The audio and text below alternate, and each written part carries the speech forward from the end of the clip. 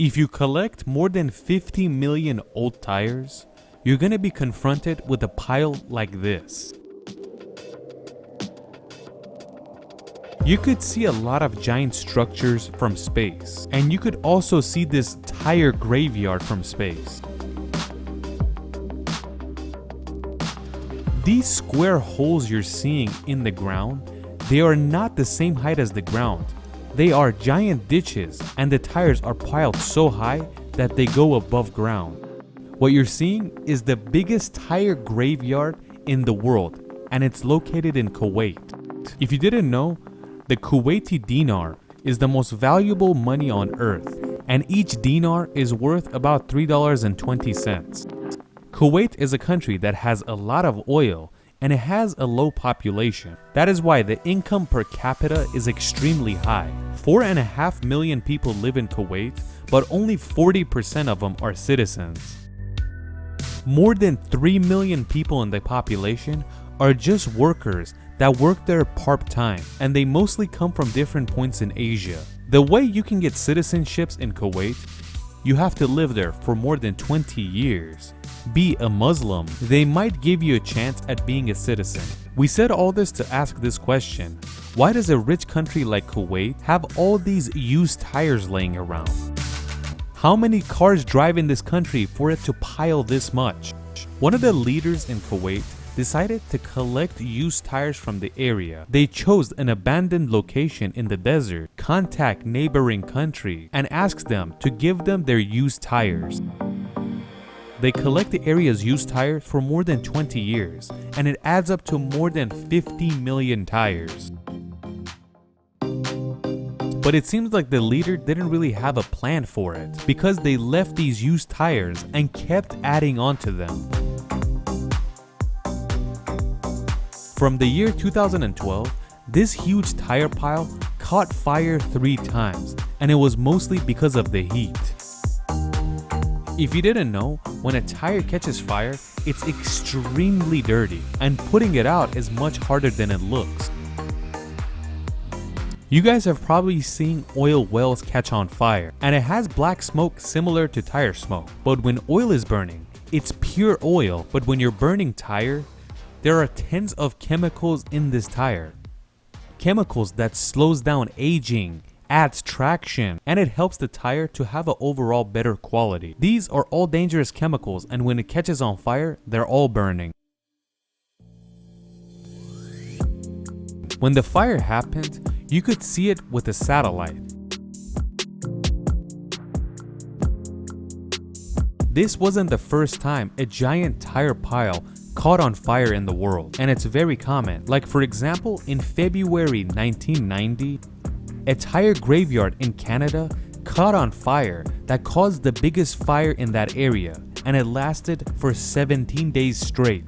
The fires caused so much pollution in the area that they were forced to move more than 4,000 people from that area to the next city so they don't suffocate from the pollution. After the fires took place in Kuwait, the neighboring countries started complaining, and they asked the Kuwaiti government why they are keeping all these tires in this area and why don't they recycle them. After the complaints, the Kuwaiti government had no choice but to invest money to create facilities to recycle these tires. After these facilities were built, they pretty much cleaned up this field in a few months. And right here, you could see the before and after. So right here we want to ask, how did they actually recycle these tires? There are 3 main ingredients in these tires. First, you have rubber, carbon black, and metal wires. There are plenty of chemicals that are mixed into all these. They first compact the tires so it takes less space, then they put it in the kiln. This furnace gets hot at 450 degrees centigrade. When the tire starts to burn, it turns into black smoke, and all the rubber and chemicals is in that smoke. This machine collects all that smoke and dust and cools it down, and this carbon powder that you receive could be used in plenty of applications like biofuel. When the tire turns into smoke and it's all collected, what's left is the metal wire. They cool down the wire and pull them out. You could very easily recycle these metal wires. This system was one of the more modern systems of recycling tires. On the other hand, there are plenty of other ways to recycle it. Like one thing they do is that they turn the tires into powders and turn them into floor tiles. Not really tiles, but like a carpet style that goes into a mechanic shop or a garage.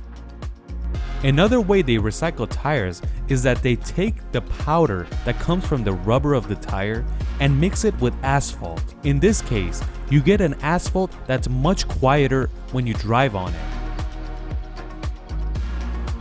But let's visit another graveyard. Do you see this place?